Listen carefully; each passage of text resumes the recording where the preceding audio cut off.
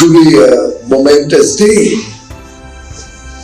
when we are signing the terms of reference of yet another free trade agreement. Modi ji क्या करने लग गए हैं भाई? पाकिस्तान को इररेलेवेंट कर दिया, वो भी मुसलमान कंट्रीज के बीच में। 20 अरब कंट्रीज के फॉरेन मंत्री भारत में थे, मीटिंग्स कर रहे थे और पाकिस्तान को इररेलेवेंट कर दिया। अब सोच के देखिए, एफटीए साइन होने वाला है जीसीसी कंट्रीज के साथ। This time with our friends from the 6 nations which comprise the Gulf Cooperation Council, the GCC. कि इंडिया जो है वो अब जो इंडियन बॉलीवुड है, फॉर एग्जांपल इंडियन बॉलीवुड जो अगर आप देखें उसने जो कुछ किया है वो अब इन्वेस्टमेंट सारी की सारी अरब वर्ल्ड से आती है बॉलीवुड में। क्रिकेट के अंदर इन्वेस्टमेंट आती है। अब मिसाल के तौर पे जो है उनका जो सऊदी अरब है, सऊदी अरब ने अगर क्रिकेट को प्रमोट करना है तो they need India, they don't need Pakistan much. Modi ji को कई इस्लामिक कंट्रीज ने उनको अवार्ड्स भी दिए हैं, कई इस्लामिक कंट्रीज के साथ बिजनेस भी चल रहा है जिसमें सऊदी अरेबिया भी है और बहुत सी गल्फ कंट्रीज हैं। उसके बाद भी वो जो एक इम्प्रेशन बन गया उस टाइम से, गुजरात के टाइम से, आपके ख्याल से वो क्यों हट नहीं पाया? भारत और गल्फ कॉपरेशन काउंसिल यानी कि GCC terms of reference sign करते हैं। ये सिर्फ पेपर वर्क नहीं है दोस्तों, ये एक बटन दबा दिया रीस्टार्ट का। उस मशीन के अंदर जो फ्रोजन थी 2004 में, वाजपेयी जी ने बड़ी कोशिश करी कि मैं जीसीसी जो कंट्रीज हैं उसके अंदर मेरी एंट्री हो जाए, मेरे एग्रीमेंट साइन हो जाए। लेकिन जब काम शुरू हुआ उसके बाद आ गई सोनिया गांधी की सरकार। उन्होंने पहला काम किया कि भारत के अगर जीसीसी के साथ रिलेशंस ठीक हो जाएंगे तो पाकिस्तान को नुकसान हो जाएगा। उन्होंने उस फाइल को दबा के रख दिया। अब 10 साल जब आपने फाइल दबाया हो, वो 10 साल में पाकिस्तान ने अपने रिलेशंस को बहुत ज्यादा स्ट्रांग कर लिया था गल्फ कंट्रीज के साथ। और पिछले 10 सालों में आपको याद है कि पहले सुषमा स्वराज लगी रही, उसके बाद मोदी जी लगे रहे, कैसे उन्होंने आउटरीच किया है इस सारी कंट्रीज। 10 साल लग गए उस रिलेशन को बनाने के लिए। अब टाइमिंग देखिए कि 10 साल के बाद अब सर्जिकल स्ट्राइक हुआ है। और कुछ दिन पहले हमने यूरोपियन यूनियन के साथ 19 साल के बाद डील साइन किया। आज 21 साल के बाद जीसीसी कंट्रीज के अंदर हमने मार्केट एक्सेस ले लिया है। पहले तो यूरोपियन यूनियन के 27 कंट्रीज ऑलरेडी हमारे पाले में आ गए, अभी तो वो इंक ड्राई भी हुई नहीं है। अब हमारा फोकस हो गया मिडिल ईस्ट की तरफ। कौन से कंट्रीज हैं सुन लीजिए, Saudi Arabia, UAE, Qatar, Kuwait, Oman, Bahrain, ये सारे वो कंट्रीज हैं जो की एनर्जी का ब्लॉक कंट्रोल करते हैं। अगर आप सोच के देखिए, क्वेश्चन आपका होगा कि यार ये जीसीसी है वो तो पाकिस्तान ओन करता था, अब हमने उसके अंदर एंट्री कैसे ले ली? पहली बात यह है कि ये जो 7 कंट्रीज मैंने बताई आपको, ये पेट्रो डॉलर की कंट्रीज हैं। और पेट्रो डॉलर कहां पे यूज होता है? गंदी गंदी मस्जिदें बनाने के लिए, मदरसे खोलने के लिए, पत्थरबाजी के लिए, रेडिकलाइजेशन को इंक्रीज करने के लिए, उग्रवादी क्रिएट करने के लिए, हथियार खरीदने के लिए, उग्रवादियों को देने के लिए। ये सारे कंट्रीज के साथ आपने एग्रीमेंट साइन कर लिया एफटीए का, यानी कि पाकिस्तान का जो टेररिज्म के ऊपर पकड़ थी पूरी दुनिया में वो खत्म। दूसरा एक रियलिटी चेक भी है, पाकिस्तान अब इनका ओनर नहीं है, ना ही रहेगा।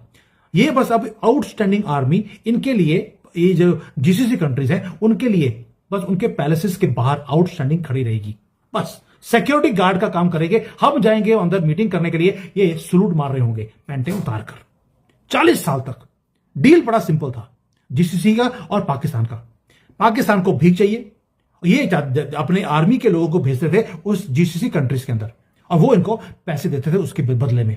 लेकिन ये जो रिलेशनशिप था ये बेस्ड था प्रोटेक्शन के ऊपर। पाकिस्तान बोलता था सारे गल्फ कंट्रीज को प्रोटेक्ट हम करते हैं। अब अगर हम अच्छे इकोनॉमिक टाइज नहीं बनाएंगे तो ये सारे मुल्क जो हैं they will keep looking towards India. So हमें अपने इकोनॉमिक रिलेशंस भी तमाम अरब वर्ल्ड से बिल्ड करने हैं। तमाम इकोनॉमिक इंगेजमेंट भी जो है वो अरब वर्ल्ड से रखनी है, ताकि उनको पता लगे यार they have resources, they have money, इनके साथ भी हम काम कर सकते हैं। सारा टाइम अगर आप आइडियोलॉजिकल बात करेंगे तो they are not going to listen. हाँ, हमारा जो सऊदी अरब के साथ दफाई एग्रीमेंट हुआ है वो तगड़ा हुआ है, वो देखे ना, उसने पकड़ के हर चीज़ हिला के रख दी है। और इसीलिए तो इंडिया जो है, यूएई और इंडिया जो है वो भी अपना साइन करने जा रहे हैं दिफाई एग्रीमेंट, बिकॉज अमारातीज समझते हैं कि लॉन्ग वॉर्स अगर हो जाती हैं यूएई और सऊदी अरब की तो पीछे पार्टनर्स खड़े होंगे। पाकिस्तान अब सऊदी अरब के साथ खड़ा होगा तो हमारे पीछे मुल्क होना चाहिए। तो हमें पाकिस्तान को कहीं ना कहीं बैलेंस करना चाहिए। हालांकि ऐसा टाइम नहीं आएगा, दिन नहीं आएंगे, हालात नहीं बनेंगे, लेकिन अगर ऐसी सिचुएशन पैदा होती है तो, समझ रहे हैं आप बात का, लेकिन अगर ऐसी सिचुएशन पैदा होती है तो we should be ready and careful and we should do what we must do. हमें ये चीज़ जो है वो करनी चाहिए।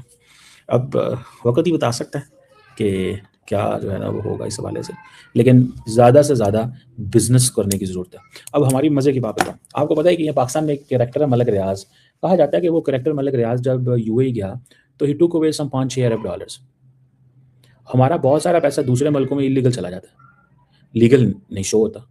वो जो इलीगल जाता है उन मुल्कों को परवाह कोई नहीं होती, वो कहते हैं आज वेलकम, लेकिन पाकिस्तान से पैसा तो निकल रहा है। तो हमारे जो लोग हैं ना, ये भी हमारे लोगों की भी नेशनलिज्म की कुछ ये भी समझ है। खाते भी यहीं हैं, पीते भी यहीं हैं, बनाते भी यहीं हैं, सारा कुछ करते भी इस मुल्क में, जाते हुए यहाँ से ले जाते हैं पैसा निकाल के और कहते हैं हमने यूरोप में लगाना है, दूसरे मुल्कों में लगाना है, क्योंकि जी वो मुल्क हमसे पूछते नहीं है। ठीक है, अब ये थोड़ा-सा हमारा भी, पूरी दुनिया में यार कैपिटल फ्लाइट होती है, मैं इसको नहीं कहता कि नहीं कैपिटल फ्लाइट होती, but this is not fair. ये चीज़ जो है ना वो कोई। दोस्तों, आज दुनिया एक बार फिर साफ देख रही है कि भारत अब किसी दबाव में फैसले लेने वाला देश नहीं रहा, बल्कि अपने राष्ट्रीय हितों के आधार पर खड़ा रहने वाली ताकत बन चुका है, चाहे सामने कोई भी वैश्विक शक्ति क्यों ना हो। जब भारत से कहा गया कि रूस से तेल लेना कम करो, तो भारत ने बहुत स्पष्ट शब्दों में कहा कि ऊर्जा सुरक्षा पर कोई समझौता नहीं होगा, और यही वजह है कि भारत ने वैकल्पिक रास्तों से सस्ता और स्थिर समाधान चुना। इसके बाद यूरोप के साथ बड़े स्तर की व्यापारिक बातचीत आगे बढ़ी, और फिर अमेरिका के साथ भी ऐतिहासिक ट्रेड डील देखने को मिली। यानी जो देश कभी शर्तें रखते थे, आज वही भारत के साथ साझेदारी की लाइन में खड़े हैं।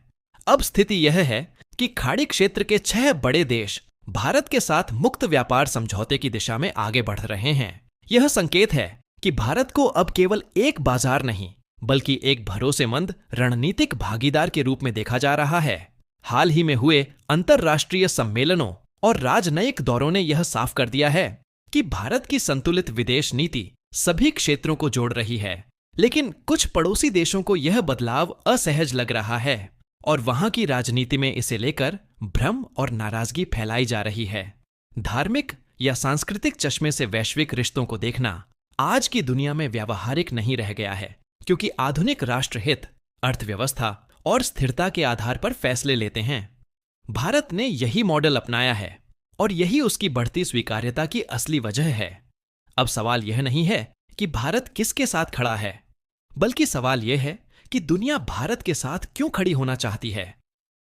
और सोचिए, अगर यही रफ्तार अगले कुछ साल बनी रही तो वैश्विक संतुलन किस दिशा में जाएगा।